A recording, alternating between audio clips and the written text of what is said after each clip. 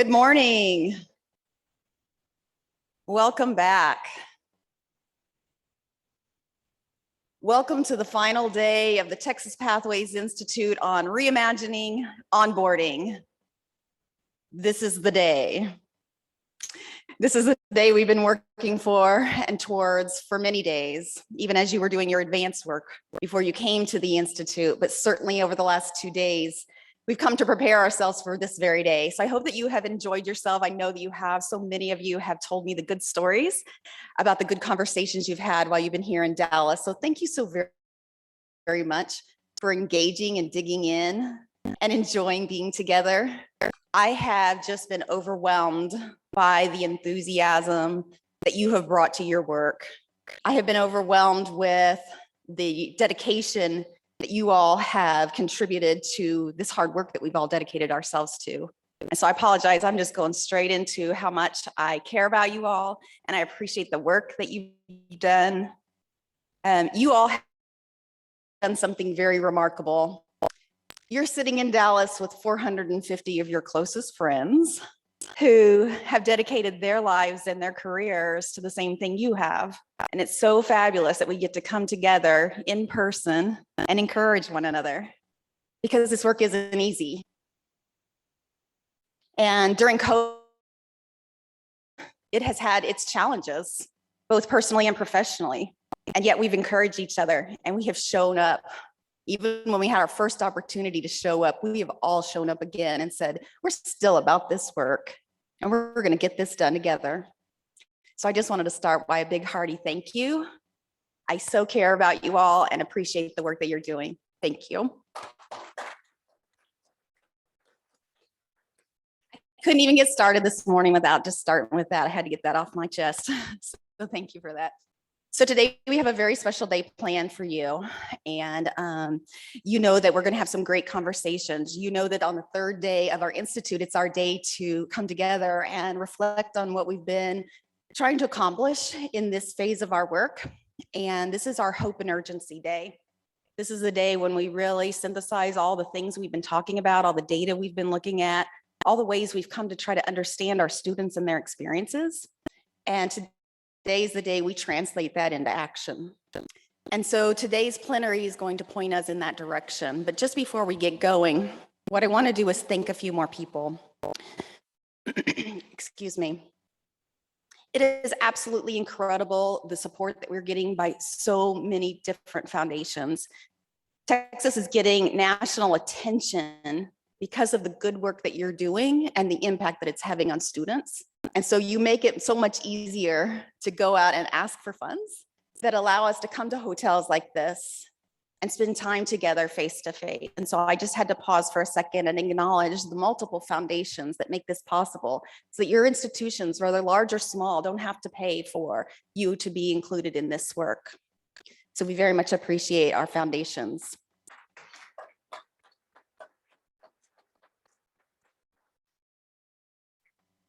I have to also give a big hearty thank you to my team. You can't imagine the lift that this tiny team does to make such a fabulous event for you all. So Jacob and I are good partners in this work, and I so very much thank you, Jacob, for being my partner in this work. But we have a fabulous team that make this event happen, and so I want to acknowledge, would my team stand up, please? We have Christine Bailey, who's our brand new Director of Institutional Strategy. 4 weeks on the job and absolutely incredible. Thank you. Martha Ellis, would you please stand up? You are the queen of the Institute, my friend, Martha Ellis. She is a consultant with us. She's the Senior Pathways Lead for Texas. So thank you, Martha, for being a part of our team. We also have Christine Flores, the architect of the databases, the data dashboards. Christina. Ellie Rodriguez. Oh my goodness, tech girl extraordinaire and making everything happen for us. Thank you, Ellie. Lori Sahlhaber, I don't believe she's here today.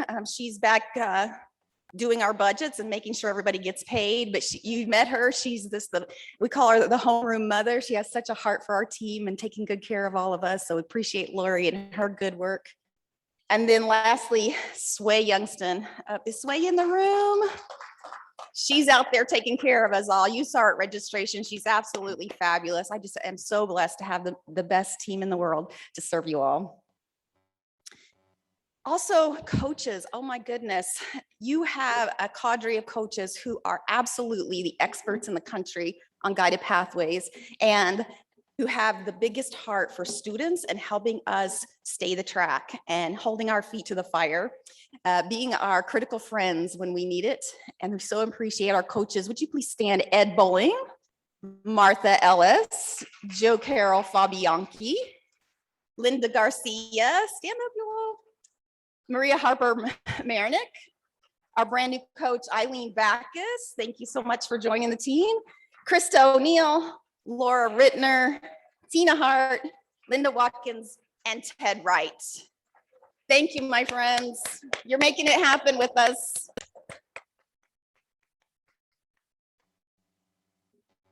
A lot of love in the room. All right, so this is the part where we turn to remembering what it is that we said we were coming together to do. So you remember on the very first day, we went over our institute goals. We said in the next 3 days, here's what we want to make sure we talk about and we accomplish for our students. We want to make sure that on Friday, by Friday mid-morning, we were ready to make some very important systemic plans for improvements that help students in these ways. And so as you go into listening to this important last plenary, and then as you carry that message with you when you go to your action planning time, here's what I'd actually like to ask you to reflect on. That we said that we wanted to help students gain early momentum from multiple starting points. And I want you to remember yesterday when Christina was standing up here and she was sharing the early momentum measures, that Texas is the first state to show the kind of improvements for tens of thousands of students on multiple measures. I want you to take that thought with you when you go into your action planning time and think about what was my college's data when we were in Team Time 1 and we were looking at who's enrolling in what programs and disaggregated data about who's actually completing those programs. And what can we do to better onboard students to improve those early momentum measures?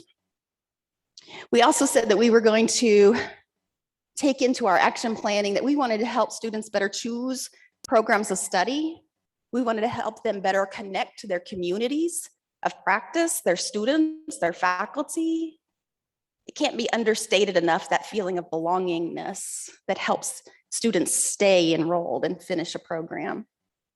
We asked them to also seamlessly move from connecting from the very beginning of the classes and to help them stay focused on those we call them high value careers. They probably just call them good jobs. They can pay the rent and take care of their family. And so I just hope that you take that with you when you go into your action planning, that we've looked at some really good data, and I think we can do better about onboarding our students because of it. So I want to thank you for the kinds of conversations you've had with your colleagues and how you've challenged each other. And I just ask that you take that with you into your action planning this afternoon or later this morning. And so with that, I want to introduce my dear friend, Dr. Tamara Clunas, who is a vice president of instruction at Amarillo College.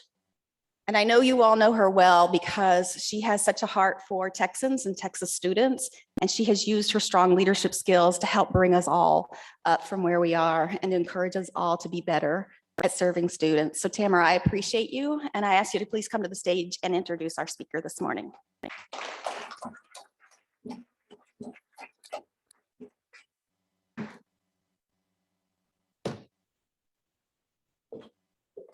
Cynthia's right. There's a lot of love in the room. So good morning, everyone. I have the distinct privilege of introducing Itzel Hayward as the last plenary speaker for our fall convening. She's the founder and principal of Attuned Living. She decided to leave a successful legal career to take up the charge of social justice issues and anti-racism work through the lens of mindfulness and wellness. Now, I love this quote from her bio. I'm a yoga teacher, a radical self-love coach, a mindful communication trainer, and a fierce and compassionate advocate for love. Her 13 years as a public policy lawyer has given her a solid foundation to follow her passion of speaking to audiences about the intersection of social justice and love using compassionate, nonviolent communication. We are indeed in for a treat this morning. Please give a hearty Texas Pathways welcome to Itzel Hayward.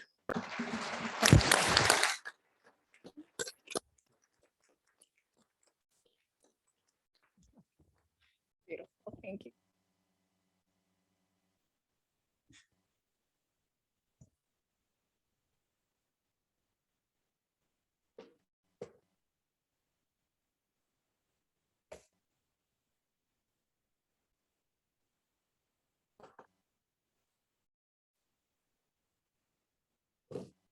Right. Hello and good morning. Thank you so much for having me here today. I'm looking forward to sharing some thoughts that I have and to answering any questions that you might have on equity in your colleges, with the focus on connecting with diverse students as early as onboarding and to offer some hope on this urgent issue. So you heard a little bit about me, that beautiful intro. Thank you so much, Tamara. And today I spend most of my time speaking to and training individuals and organizations on how to become effective allies and advocates for racial justice. I founded Attuned Living about 10 years ago, but I've been a social justice advocate for about 30 years now. And I want to start by telling you a story about something that happened to me almost 20 years ago. So I was sitting having a quiet dinner with someone I'd known for some time, and he asked me this question. See if I can pull it up. Oh, no, there we go. Thank you. What's it like to be Black? No one had ever asked me that question before, and there are probably a lot of reasons for this, and we'll talk about some of them today. But one of them is simply this: race is a topic in the United States that can make people very uncomfortable to talk about. But we're going to talk about it today. We have to talk about it because when we look at the data about academic and career trajectories of all students disaggregated by race, it becomes clear that race matters. So if we want to look at ways we can ensure that all students have the same opportunities for success, we have to talk about race. So here's a short outline of how I'm envisioning our time together today. So I'll start by talking a little bit about race, what it means and why it matters.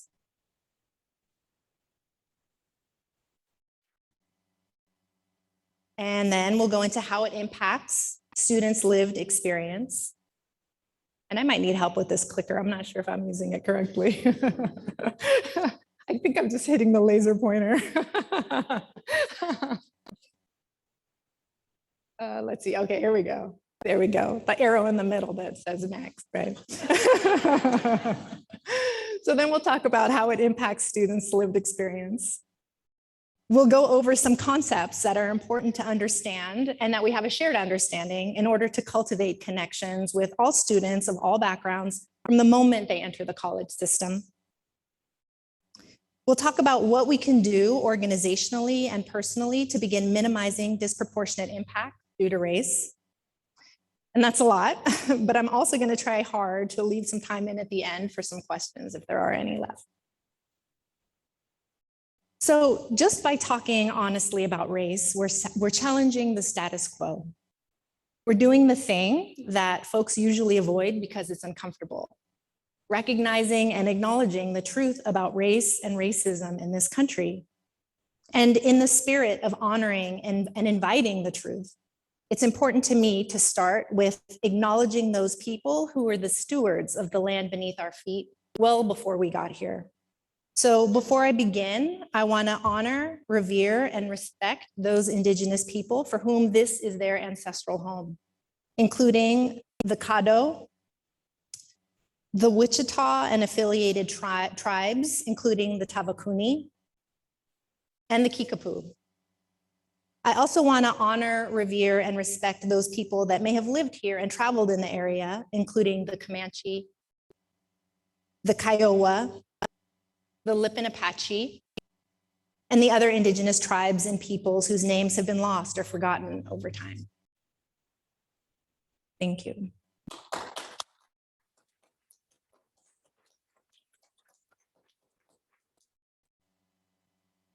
So, what's it like to be Black? The question was new to me, but being asked to speak for all Black people was not. And every time I'm asked to speak for all Black people, the question that comes to my mind is, but what do you mean by Black? Because what it means to be Black isn't a simple answer. Even though it's never left center stage of US history, the concept of Blackness and of race generally has varied enormously over time. From the time European explorers first encountered people who looked different from them, people have been attempting to define race, often for the purpose of establishing themselves as superior or as the norm to justify violent and discriminatory practices against others. Some early definitions were based on religion, later on biology, but today most social scientists have rejected these definitions and have come to recognize race as a social construct. In other words, racial categories and the meaning of race are given concrete expression by the specific social context in which they're embedded. So this includes the political context, the economic context, the historical context, the cultural context, and so on. To put it another way, how a given race is defined depends on where and when you are. It varies tremendously over time and between different societies. So because of how race exists in the United States, when we come across someone who we can't easily racially categorize, for example, someone who's racially mixed or of an ethnic or racial background that we're not familiar with, that encounter can become a source of discomfort. As if unless we know the person's racial identity, we can't know them. In other words, race is often used as a proxy for a person's identity.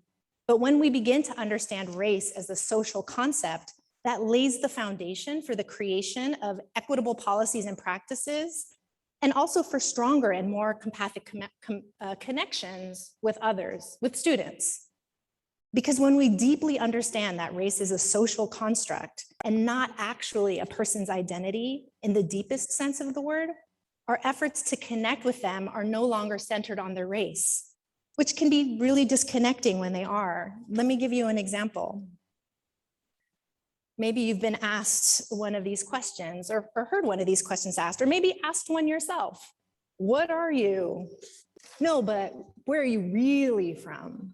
I know I have, and it's never left me feeling more connected with the person asking it, right? So, and maybe you've asked these questions yourself, and now this is giving you pause. Or maybe you're thinking it seems obvious that these particular questions can be off-putting and painful, so maybe you'd never ask them anyway. But my point here is that the more deeply you understand that race is a social construct, the less likely you'll be to unintentionally engage in any actions or support or maintain any policies or practices that conflate connecting with a person's racial identity with connecting to the fullness of who they really are. And I don't mean to downplay the significance of a person's racial identity. A person's racial identity is often very important to them. I know mine is very important to me. And it's also really different for different people, even people who are labeled by society as being of the same race. And this is because a person's racial identity is both internally constructed and externally applied. And these are occurring simultaneously. So, for example, I'll give you a personal example. I internally constructed my own racial identity in the context of my family, which is a big, tight-knit Panamanian immigrant family. There, I knew who I was. I knew I was Black, and I knew what that meant to me and my family and my community. But because I grew up in the United States, by the time I got to middle school, it was very clear to me that there was a different racial identity being externally applied to me. Yes, I was Black, but it became clear to me that what it meant to be Black meant something different to a lot of other people than what it meant to me. And over time, I actually started to have questions about my identity. I never questioned whether I was Black. I knew I was Black, but I started wondering, maybe I wasn't Black enough. And this was the result of that external application of my racial identity. So racialization is the name of this process of the external application of one's racial identity. More specifically, racialization is the social process in which a society adds racial meaning to a group of people that group of people didn't choose for themselves. And a little segue here, just so that it's clear what I mean when I say racialized, I tend to use the terms racialized people and people of color interchangeably. But I really find racialization and racialized to be more accurate because the expression to people of color almost seems to me to validate this notion that white people don't have a color, like they don't have a race, but that white people are the norm, right? And then that everyone else is other. But the term racialized, on the other hand, reminds me this truth that these ways of defining the existence of certain people, that the people didn't choose for themselves, right? So when I say racialized, it brings that to the forefront for me. And so that's how I use it. They were racialized. They were defined by others. We were defined by others in such a way so as to distinguish from the so-called norm. And to be clear, I don't mean to suggest that racialization is an individual choice either, that each one of us consciously makes. It wouldn't work to say, I don't racialize people, which would be kind of the equivalent of saying, I don't see color, right? So like as we've established, race is a social construct. So racialization is a collective function of society. So I'll talk a little bit more about the ways we see whiteness function in our society as the supposed norm in just a moment. But first, let's talk a little bit more about what happens when you're racialized. So in most societies, race doesn't just connote physical appearance. And like I said, it's constructed very differently in different societies.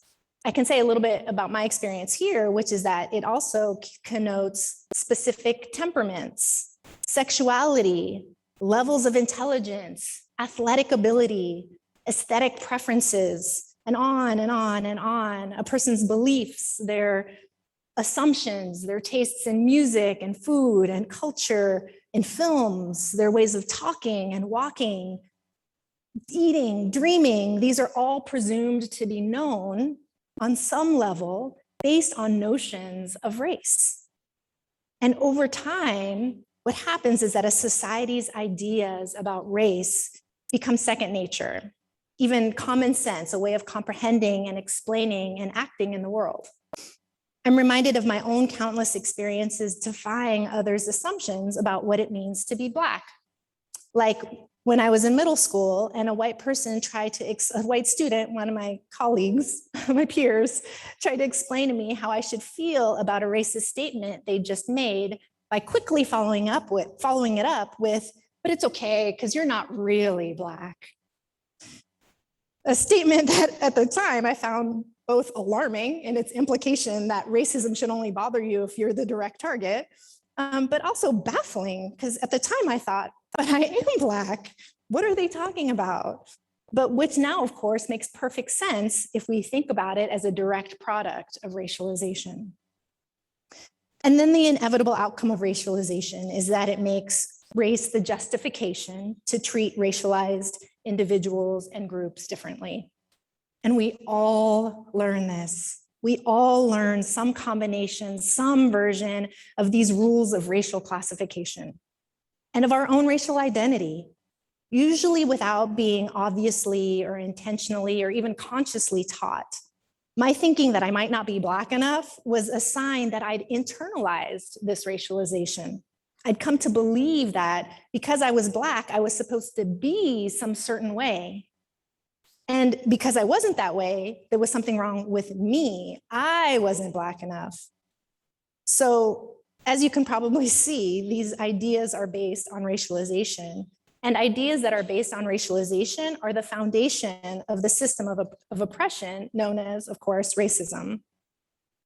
And systemic racism is just one example of one example of systems of oppression, right? So there's sexism, heterosexism, homophobia, ableism, classism, ageism, anti-Semitism, Islamophobia, and on and on and on, right?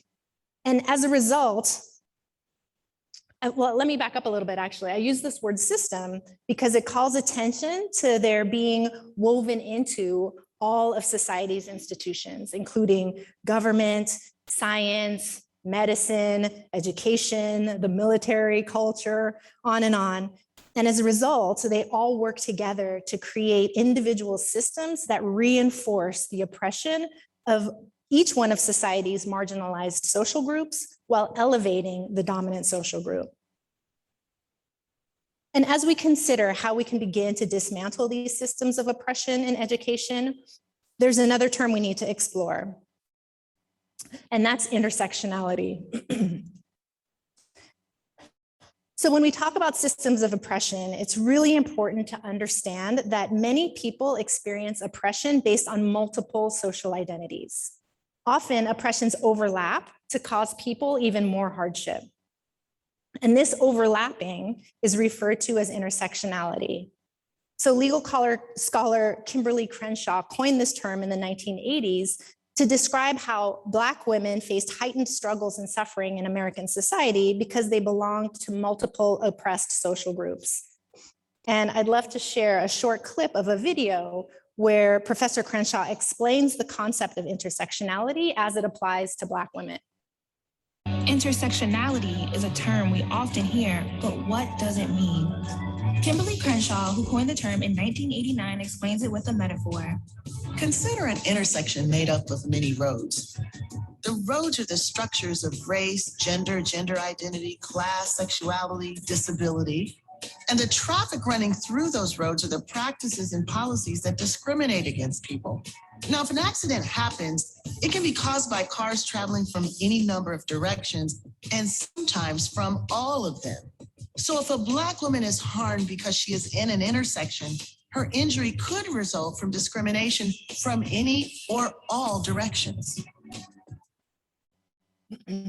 That's a little bit about intersectionality. And intersectionality, this term intersectionality, isn't only used to describe the experience of facing discrimination from multiple directions, which is important to consider, certainly, but it also can be used to describe the approach that we take to more effectively address systems of oppression. Because when we don't do that, when we don't consider intersectionality as we attempt to create equitable solutions, we can create policies and practices that don't actually serve all of the people we intend for them to. So let me give you an example. In her TED Talk, The Urgency of Intersectionality, Professor Crenshaw described the experience that gave rise to intersectionality. And the experience was her chance encounter with a woman by the name of Emma de Graffenried. So Emma de Graffenried was one of several Black women who sued General Motors for race and gender discrimination in its hiring practices. De Graffenried and the other women argued that because they were African-American women, they weren't hired, that they were the victims of race and gender discrimination, but the judge dismissed the suit. And the judge's reasoning went like this: the employer did hire African-Americans, so it couldn't be discriminating on race. And the employer did hire women, so it couldn't be discriminating on the basis of gender.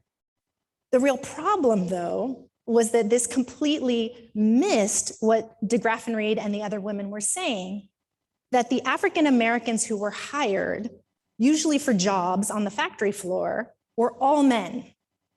And the women who were hired, usually for secretarial or front office work, were all white. So the company may well have had policies in place to prevent discrimination on the basis of race and discrimination on the basis of gender, but those two policies taken together could still allow for discrimination against individuals at the intersection of race and gender, at the intersection of racism and sexism. So if we go back to that metaphor, the kind of alarming metaphor of an accident on the road, and someone who's injured at the intersection of the race and gender roads, the policies are like an ambulance, the ones that are not intersectional, right? They're like an ambulance that shows up and is ready to treat anyone who's injured on the race road and anyone who's injured on the gender road, but not where those roads intersect. So again, as we work together to support students through the inequities that exist because of racism, it's important that we work through an intersectional lens so that we can actually serve the students who our efforts are intended to support. Now, for some people, at first glance, intersectionality may kind of seem like a side issue or like a fringe issue, something that really only impacts a small fraction of racialized students. But let's take just one fact, that close to 60% of racialized students in the Texas community college system are also women. And that's not even considering other marginalized identities. So you can see that intersectionality is an issue that doesn't impact just a small fraction of racialized students. It actually impacts the majority of racialized students. So the more we look at the work we're doing in schools with intersectionality in mind, the more likely we are to create policies that actually serve all the people they're intended to. And the more we understand that the reality of oppression is a multifaceted and interconnected one, the better we'll understand students' lived experiences, laying the groundwork for building stronger connections with them from the beginning. And the better we'll be at creating a truly equitable educational environment. Now, there's one more term I want to talk about before we get to solutions. I know it's a lot, but I want to make sure we're all on the same page so that when we're working towards solutions, we're all working in the same direction. So last thing I want to talk about before we get to solutions, and it's a big one because it's at the core of systemic racism, and it's white supremacy culture. Now, these are strong words, so I want to pause here, tap into my yoga teacher experience, and just take a breath. And then take some time to explain what I mean when I use these words. So for many of us, the term white supremacy brings to mind extremist hate groups and staunch racists, neo-Nazis. That's not what I'm talking about when I use this term. The way I'm using this term today and the way that it's used in conversations about social justice and equity is to refer to a political and socioeconomic system where white people experience structural advantages that other racial and ethnic groups do not. From everyday, seemingly mundane ways that the culture tends to default to the white experience, like the so-called flesh-colored bandages and crayons I grew up with, to ways that have led and continue to lead to very significant and detrimental consequences for racialized individuals. Things like I'm sure you're seeing in the data, right? Things like redlining and other banking practices that intentionally make it difficult, if not impossible, for racialized folks to create intergenerational wealth. Things like decreased access to and quality of medical care for racialized individuals and families. Like countless examples in the judicial system, one that I learned just last week was that according to the National Registry of Exonerations, African Americans are 7 times more likely than white people to be wrongfully convicted of murder. And that's just to name a few, right? These are just examples, but these examples are everywhere. And even so, many people, particularly folks who aren't detrimentally impacted by it, they don't see it or they're not aware of it. And that is the nature of white supremacy culture. It is by design difficult to see or be aware of, particularly for folks who are on the receiving end of the structural advantages. It's this invisibility to those experiencing its advantages that help to keep it in place. And another word for these structural advantages is privilege. Now, it's important to talk about privilege because when recognized and used properly, privilege is one of the greatest tools that each and every single one of us in here has in the quest for equity. So when I talk about privilege, I'm not using the word in a way that it's often used in everyday conversations, like to mean wealth or to mean some kind of special thing that shouldn't be expected, like when people use the phrase, X is a privilege, not a right. When I use the word privilege and the way the word is typically used in conversations about equity or social justice means something different. It's referring to structural advantages that people in a society's dominant social group experience that folks who are not in that group do not. But in an equitable society, they would. And I read something recently that illustrated this beautifully. The author, Sean Ferguson, was talking about a male acquaintance of theirs who was struggling to understand this concept of privilege. And this acquaintance said, men don't often experience gender-based street harassment, but that's not a privilege. It's something everyone should expect. And in response, the author wrote, correct. Everyone should expect to be treated that way. Everyone has a right to be treated that way. The problem is that certain people aren't treated that way. So that's the end of the quote. And the fact that men are less likely to experience gender-based street harassment simply because they are men is an example of what's called male privilege, with the word privilege simply pointing to the fact that it's a benefit that one group of people experiences more than others. In this case, of course, the group that experiences the benefit more is men. Another example, white people walk through the world less directly affected by systemic race-based prejudice than racialized people do. And this is part of what's referred to as white privilege. And there are many forms of privilege. For every form of systemic oppression that there is, those who don't experience that profession experience a privilege. I have some privilege, you have some privilege, we all have some privilege. But the challenge with putting into work is that we often don't recognize it. It's often invisible to the person who has it. But when it ceases to be invisible, when you recognize your privilege, then you can use it, you can consciously use it to the benefit of all people, including those who don't have it. That is one of the most powerful contributions you can make to creating equitable policies and programs, using your privilege, whatever privilege that may be. Then privilege stops being a privilege and it just becomes the way things are for everyone. There it is. And to be clear, I don't mean to suggest that equity is a zero-sum game. It's not. In other words, granting an advantage to people who don't have it does not require taking it from people who do. Thinking back to this male privilege in the example of gender-based street harassment, giving other people the benefit of not experiencing gender-based street harassment doesn't hurt men. It doesn't take anything away from them. They'd still experience the benefit. The difference is, so would everyone else. And so with that understanding, let's get to solutions and let's talk about how we can all put our privilege to work. So putting your privilege to work starts with being willing to talk about it.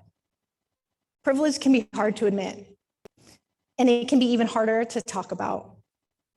And in the case of white privilege, we already know that race and racism are hard to talk about.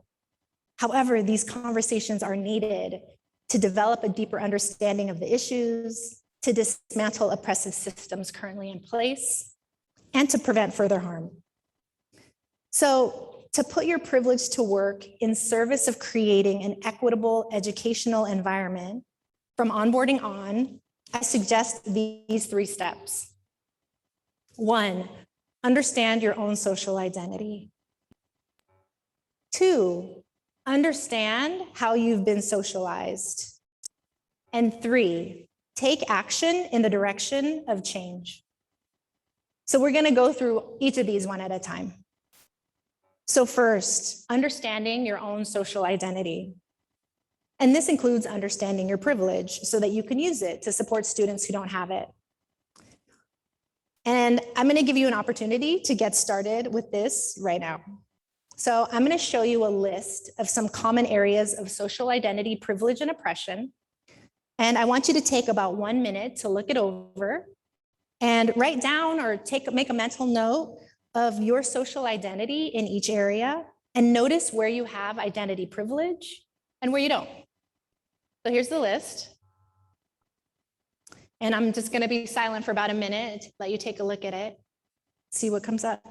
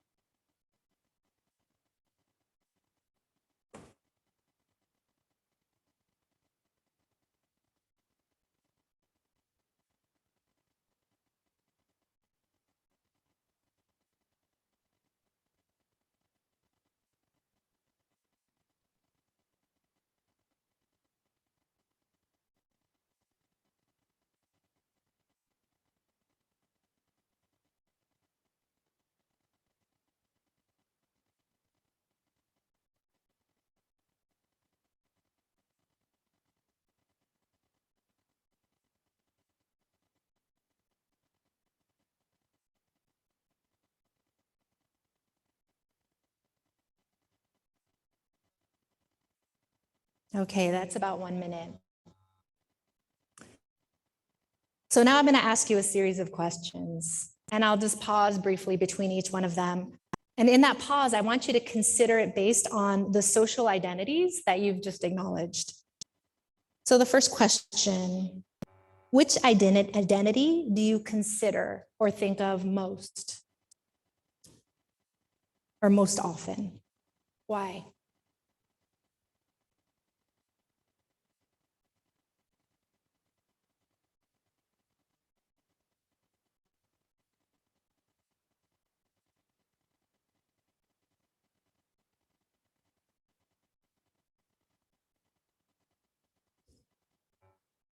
Which identity do you consider or think of least? Why do you think that is?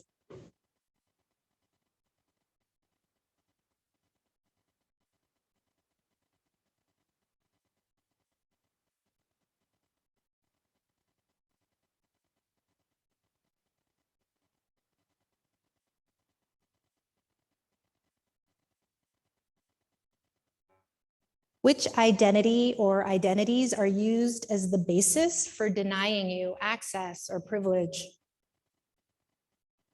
How?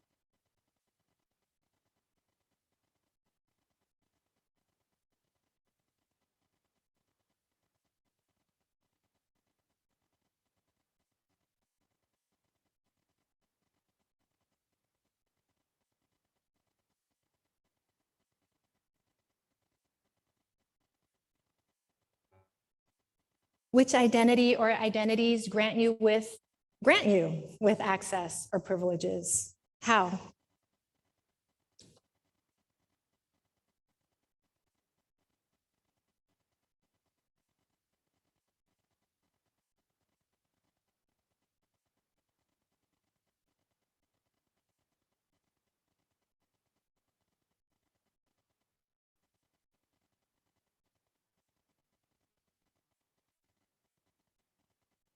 All right. Great, so you've gotten started. You've gotten started to putting your privilege to work by starting to understand and examine your own social identity. And I want to invite you to continue revisiting your social identity, to continue asking yourself about it, understanding it, exploring it, noticing how it changes over time. This is a lifelong inquiry. And now the second step to putting your privilege to work is understanding how you've been socialized, the ways in which you've been socialized. Now, socialization can mean a lot of different things, but in this context, what we're talking about is the practice of adapting behavior to the norms of a culture or society. So Bobby Harrow is a retired professor from the School of Human Services at Springfield College in Massachusetts. And Professor Haro has long been considered to be a national authority on social justice issues. And in 1982, Professor Haro created a diagram called the cycle of socialization, which is still taught in classrooms today. And Haro's cycle of socialization helps us to understand how we're socialized, how we're conditioned to play certain roles, how we're impacted by oppression, and how we help, how we contribute to maintaining oppressive systems based on power. So here's what it looks like. It's pretty detailed. I don't expect you to even be able to read any of it. And I'll give you a link at the end also where you can download it and look at it more closely if you'd like. But in short, it shows how we're born with no bias, no assumptions, no ideas about the social identities we may or may not have, that we may or may not have been born with. And these ideas are taught to us. That's what this demonstrates on this. This is what's presented on this cycle, that these ideas were taught to us from birth. We learn them from family, caretakers, teachers, and peers, the people who love us. And then they become reinforced by society and culture. And then soon we see them as normal. That's the red arrow. We're seeing them as normal, as simply the way things are. And it's all held in place by what can be seen in the yellow circle in the center of the cycle. And that circle is fear, ignorance or obliviousness, confusion, and insecurity. And that includes prejudice, internalization, disempowerment, and violence. But there's a way out of this cycle. I'll show you that arrow. If you follow that branch of the red arrow that points down, it offers another option to move us in the direction of change. Change is possible, and moving us in the direction of change is actually the third step to putting our privilege to work, to take action in the direction of change. Now, there are a million ways. There are a million ways we can do this, from big to small, ways that we can take action. But here are 7 steps that you can begin taking within your schools today to create a more equitable environment, an environment that can help foster connection with racialized students. And I encourage you to take all of these steps in community. Maybe this is something that can be discussed later today. How can you take all of these steps together? And if you're someone who has less power or privilege within your organization, organizing with others may be more effective than attempting to do this work alone. If you're someone with more power and privilege, building coalitions and becoming an ally, bringing in experts who maybe know more, understand and more deeply, will help to ensure that all students are served by this work. So here we go, the seven actions. So the first one, within the organization, name oppression, racism, and white supremacy culture for what they are. When we name oppression, racism, and white supremacy culture, explicitly white supremacy culture, it can help to begin to build trust and connection with racialized students, because it demonstrates that these issues aren't invisible to the school, and that these students' lived experiences as racialized individuals isn't too uncomfortable for the school to talk about and to address openly and directly. It also prompts folks on our teams to take a stand, to reflect and ultimately declare, I want to be an anti-racist administrator. I want to be an anti-racist teacher. I want to be an anti-racist leader. Even if I don't know exactly how to do it, that's what I want to do. So it sets the stage for making deeper commitments to learning and putting new and equitable strategies, processes, and practices in place. Next, host required anti-racist inclusivity trainings, not only for all leadership, but for all staff. This can also include white affinity groups and workshops that allow white team members to explore how they can be allies to prospective and current racialized students. Next, make sure all top decision makers are involved, engaged, and committed to spending ongoing time and effort in making changes necessary to uplift and support racialized students and racialized individuals within the organization. Draft an original equity statement, one that identifies how equity relates to the core institutional mission and unique circumstances of the school. So this is very individualized. It acknowledges past harm, and it outlines the school's specific intent to repair inequities. Make the statement public, and then align all policies and practices across the institution with this statement. Next, review your school's unique processes, including its onboarding processes, through an anti-racist lens, through an intersectional lens, to remove any unintended racial, economic, or cultural bias or obstacles. And the invitation is for all of these steps, as I go through them, to be viewed through an intersectional lens. Next, diversify staff at all levels. Provide opportunities for people of all races, genders, sexual orientations, ages, to grow into leadership roles and positions of authority and power. And 7, establish metrics for success. And this should also include opportunities for folks to offer feedback. Use the feedback to monitor anti-racism efforts. Include racialized people in the monitoring process and the monitoring systems. So these are 7 ways you can act within the organization and that you can begin today. But there are also things that you can do personally. And this is what I love. This is my bread and butter. So when it comes to interfacing students, I'm going to give you 5 actions you can take personally to build connections with all of them. So these tips are based on the 10 years I've spent helping to train folks on how to connect with themselves and with others, and on the work that my training partner, Simon, and I have done supporting hundreds of people with communicating effectively across differences, specifically on issues of racial and social justice. So here are the 5 actions. Show up. Get comfortable with challenging everyday racism as it impacts your students, your team, your school. Whenever you see it, regardless of who it comes from or who's around, don't stay silent. But it also doesn't have to be an attack. If someone makes a statement that you hear as racist, don't be afraid to engage them in dialogue. Be willing to have a conversation about deeply charged topics. If you're too triggered to do that, or if you're in a position with less power or privilege than the other person, you might be better served to talk with someone else. Whether that's folks who you can organize with, colleagues, or someone with more power within the organization. Next, look within. Get very comfortable with self-examination. If someone tells you that some action of yours was racist, or even if someone calls you a racist, try to not get defensive.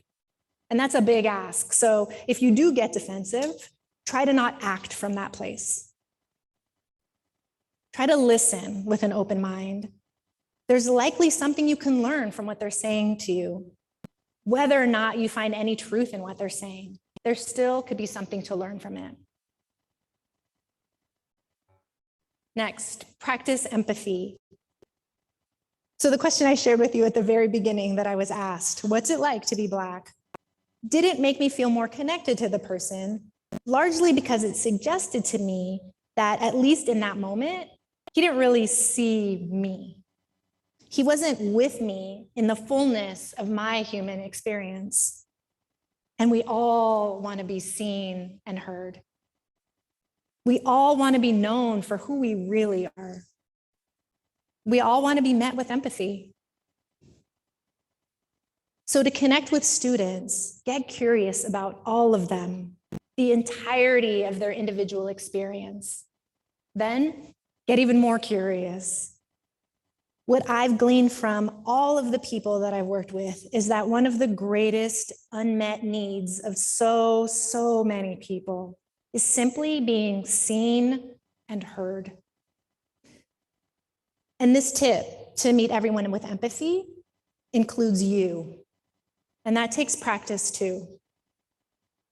And if you do this work, I can almost guarantee that you'll have lots of opportunities to practice giving yourself empathy because you're almost certainly going to make mistakes. And giving yourself empathy will help you keep going when you do. Again, being asked, what's it like to be Black? Wasn't a particularly connecting question for me at the moment, but I can't imagine that it came from a similar place that I'm suggesting you to tap into, that place of curiosity. So if you feel like you messed up, you hurt someone, you did do something or did something you wish you hadn't, no matter how bad it was or it seems to you, give yourself empathy. Then take steps to repair any harm done if necessary. Being empathic with yourself makes it much easier to keep doing this work and keep moving forward. Next, fill your own cup. So we're trying to repair centuries of inequity and oppression here. No matter how much we do, no matter how much you do, you're not likely going to see dramatic changes overnight.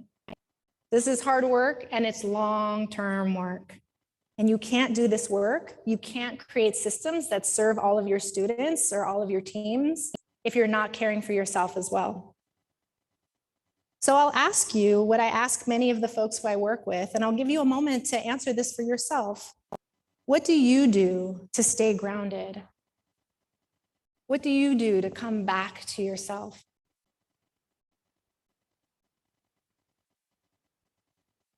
Whatever it is, make time to do it regularly, because as the saying goes, you can't pour from an empty cup. And finally, educate yourself. I don't have to tell educators about educating yourselves, but here it goes. Learn more about the struggles faced by people with less power and privilege than you. Question the givens, the assumptions you have about society, people, values, rules, roles, and existing structures. Learn ways that you can become a better ally. And implement what you've learned in your life, personally and professionally. And with everyone making these steps a priority, you'll make significant progress toward creating a more equitable educational environment and a tremendous difference in the lives and educational journeys of all of your students. So I think I might have left a little time for questions. How'd I do? All right, I'm getting some nods. So if there are any questions, I'd be happy to take them. Also, I promised you to tell you that webpage where you can find some of the resources that I shared and referred to today. If you're interested, they're all at attunedliving.com/resources. And I made this like last night at like midnight. So if there are any broken links, anything you can't find on there, or if you have any questions you don't get a chance to ask today, please feel free to contact me. My email, phone number are up there. And you're welcome to reach out to me anytime. So thank you so much, friends. It's great to be here.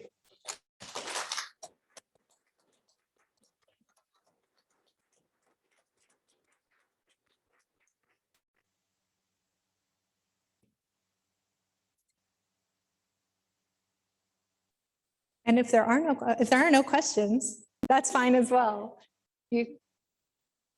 Oh, okay, yes. So if you do have a question, you're welcome to raise your hand, and we have runners that will bring a mic to you. Otherwise, I will be probably sitting near the back of the room. Oh, I do see a hand. I see Tamara waving her hand.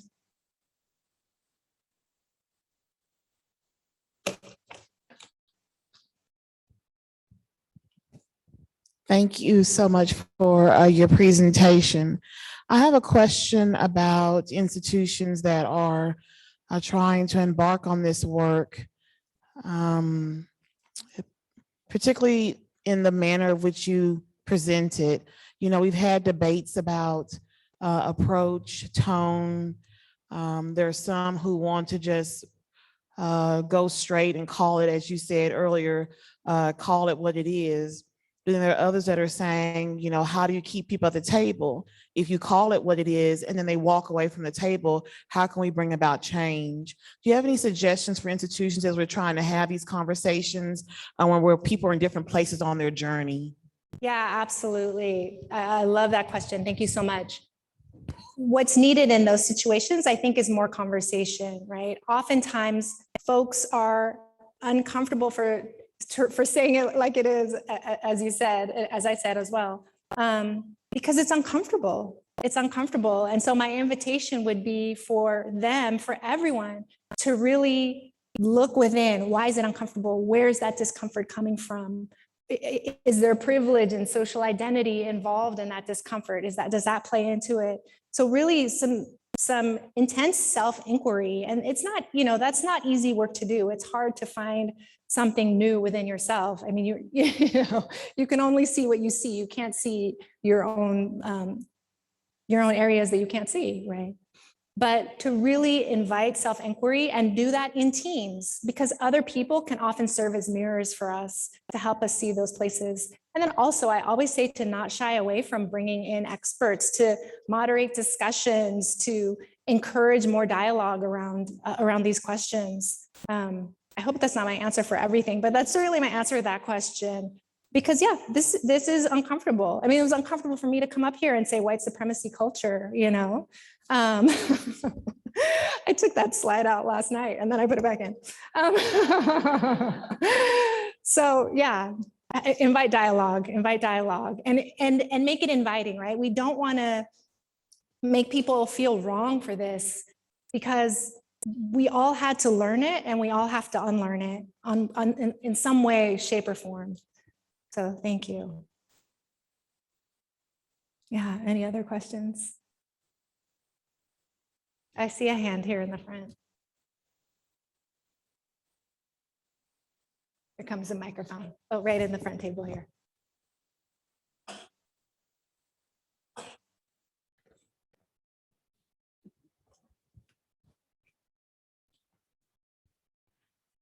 I just wanted to say there's lots of levels that we have to do this work, but one of the, and you talked about this in your talk, is that it's everywhere. And one of the things, we're onboarding and, compliance with all the things we have to do. And we know that impacts, this is a new phrase, racialized students more than students of privilege. And it's hard. And we always go back to, well, we have to do it this way, and onboarding is where it really impacts students, I think. So finding that place, I know I work in adult ed and it's a struggle. And anyway, any suggestions you have? Yeah, I appreciate that. So are these policies that you have to put in place, or I can't remember the exact word you used, but state requirements, the requirements. and So it's from the outside, from the state. yes, right? and then just having digital applications and different things, which we need to have, but Yeah, that's such a great question, right? Because those are policies and requirements that feel like you have a lot less power over changing. I mean, if the state is coming down and saying, hey, you have to do this, you have to do it if you want to maintain the certification or accreditation. And what I would say in those instances would be to look at how they're implemented, right? You have to do certain things, but there are ways to do things and there are ways to do things. So really look at how they're implemented. And then also, I know everyone has limited resources, but if there are strategies to go up to the next level and invite them to make this inquiry, to invite them to begin exploring where they might be contributing to inequities for racialized students or for any students, it's absolutely worth seeing, because, the state of Texas has a vested interest in serving all of its potential students, right? And seeing them all succeed. That's good for everybody, right? So yeah, absolutely bringing it up with them as well and tell them, hey, we're making this inquiry here. We're really struggling. Is this something that you could take a look at and help us? You can also ask them for help us implement this in a way that isn't detrimentally impacting a certain group of students. And, you have so much great data, you can even show them, like, look at what's happening. This is not good for Texas. This is not good for our school. What can we do?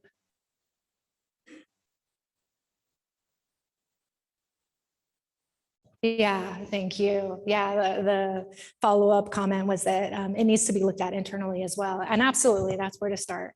That's where to start. Because oftentimes, too, things can be implemented in ways that serve students better than the way it's always been done, right? Thanks for that question. Yeah.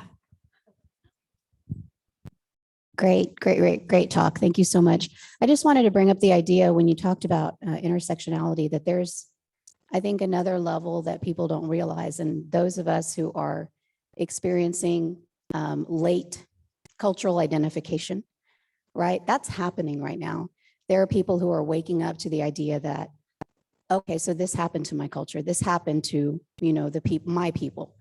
There has to be space for that too. Have you done any work or discussed that issue anywhere else? And what advice would you give to institutions that are advancing in this work and are having, you know, equity chats and conversations about race? It's multi-level, and I think there has to be enough space to grow. So how do we do that in a way that's comfortable for everyone? And it's not just a, forgive me for saying this, black and white issue. But not just black, white? Black and white issue. Black and white issue. Yes, thank you. Thank you so much. One thing or the other, right? Yeah, absolutely, absolutely. Yeah, I love that question. I like, I kind of internally chuckled when you asked, like, how can we make this comfortable for everyone? And like, my response to that is, well, let's make it actually uncomfortable for everyone, right? Because that's where we grow, when we stretch out of that place that's comfortable, right? But that wasn't your point, but that was something that came into mind. Yeah, absolutely. We're all in different places, both how folks view their own absence or presence of privilege, right? You know, I showed that list, and some people might, you know, look at that list of social identity and say, I fall into this one particular group. And for me, that's a privilege. And someone else is looking at it saying, I don't think that's a privilege at all. I actually think I have the privilege, right? Everyone has really different views on this and on their own identities. And so it's absolutely important to be honoring that. And I think the way that we can make space for that is to really demonstrate that we're open to hearing it, right? We're open to hearing all views, even views that are maybe really detrimental to racialized students, right? We want to hear that. If people have those views, we want to hear it so that we can dialogue about it. Because what can be so much more detrimental to the work and hold us back so much more is someone has these opinions, they're afraid to say it. But meanwhile, they're kind of unconsciously, or maybe even consciously, but usually unconsciously sabotaging the work behind the scenes, right? Not, you know, like I said, it's usually unconscious, not because they're trying to, you know, destroy anything, but because their heart's not in it, they don't believe it, and they feel like there's not space for them to show up and talk about it. So really inviting the most maybe the disturbing views to the table to talk, right? They're not going to maybe make the decisions, but at least create an environment where everything is welcome to be heard and considered with respect. And it's hard, but that's the way we can move forward, I think, together. Yeah, thank you. I see a hand at the side there, side wall.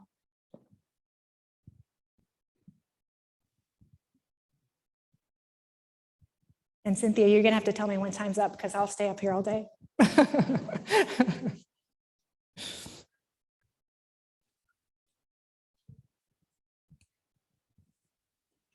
Okay, I have a question about an institution making public acknowledgements about our anti-racist structure and philosophy to a community that includes many people who are likely to have a reactionary response to that concept without providing an opportunity for a triggering experience for our students and coworkers of color, especially if, you know, the goal is to proudly frame ourselves as an institution that is a safe and welcoming space for students.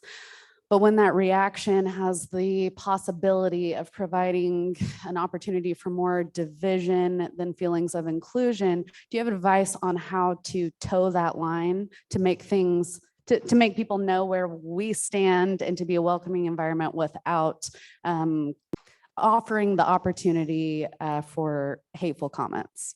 Oh, yeah, yeah. Thank you so much. And to make sure I understand the question, just like the example is an institution steps forward with their anti-racist stance and creates this space that is potentially safer, or that is safer for racialized students on the one level, but on the other level, there's a really strong reaction against that, which then creates lack of safety for those same racialized students that you're trying. Okay, thank you. So make sure I got that. Yeah, that's really, really, I love that, considering that, because that's really real. That's very, very real. And I think there are a few things that can be done. One, I really encourage having, this actually was one of my action items at one point, but I was worried I would go too far afield on it. But to have opportunities for racialized students to gather, to build community with each other. And, I don't know if it's something that can be done with current and former students, current and prospective students, all three of those groups, but really creating a container for racialized students to come together that allows for them to build community and feel supported and to feel like they have a safe place to land. And with respect to, outside reactions, that's going to happen. We said race is really uncomfortable to talk about, and I think that's part of one of the reasons why. It's because it can lead to really aggressive responses that are really, really painful to receive. And so I think it's important to also have places that allow for healing, right? So it could be those groups that I was just talking about, but I've also worked with organizations that actually create healing circles that are intentionally designed to help people kind of process some of the things that they're going through and to support them and help them build the fortitude to keep going and to trust that there's a place where they can go to be safe, to be held. So that's one place to start. Yeah, I hope that helps. Thank you.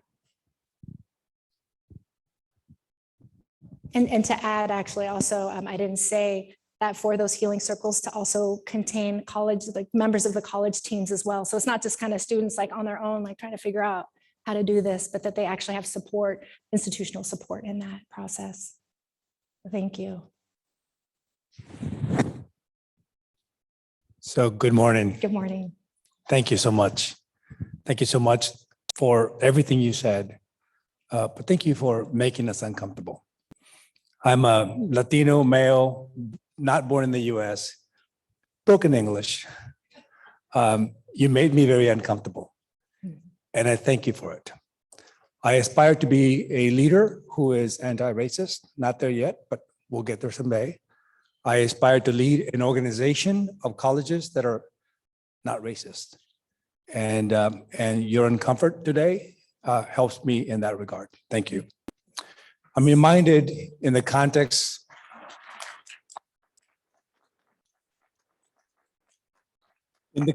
of higher education, I'm reminded, your comments remind me of Professor Steele from Stanford University, who speaks to us about the threat of stereotypes and the real threat to us as individuals. So as we are racialized by the norms of society, we begin to then embrace those deficiencies of those racisms in the academy. So sometimes our students don't do as well in our classrooms because they don't believe that they should do as well. Professor Steele speaks to that point. So thank you so much, Itzel. Yeah, absolutely. Absolutely. Thank you. Thank you. And I want to say too, I said, like people will stand up and say, I want to be a anti-racist teacher. I want to be an anti-racist administrator. And I love that you said, you're working toward it. And we're all working toward it. I actually don't believe it's a destination. I just believe it's a direction. Right. So if we're facing in that direction, if we can figure out which direction it is and then just face it and just keep going. And then when we veer off, try to come back. Like that's the greatest thing we can do. So thank you for naming that. Oh.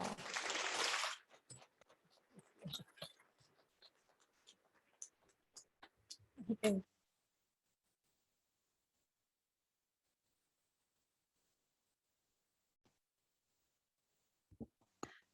So welcome to our family, Itzel. I love this. I love this feeling of us all growing together and that we have a new member of our family that's going to help us grow. Thank you all so very much for leaning into this topic that's not comfortable. I'm looking inwardly. I know you're looking inwardly, and we all come to it with different experiences. So thank you. Here you are, still a full ballroom of people who love students and want to do our work better for them. So thank you for that. And I want you to take that love of students with you when you go to your next session, the most important moment, where you translate all that you've been hearing, all the data, all the encouragement, that we can better understand our students and we can change the way that we're helping them so that more of them succeed. So thank you so very much. I really appreciate you all, and I wish you the best when you go into your team time and when you go into your travels home. Be very safe.